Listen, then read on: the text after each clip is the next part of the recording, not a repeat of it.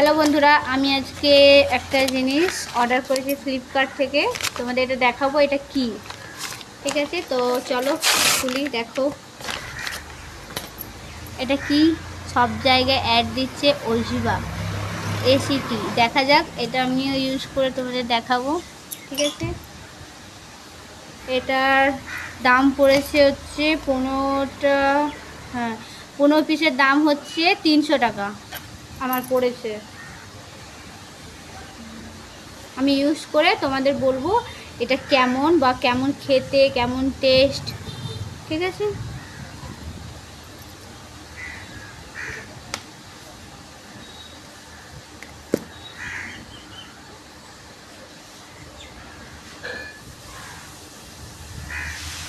এটা আমি অর্ডার করেছি যে আপেল ফ্লেভারের, মিনিং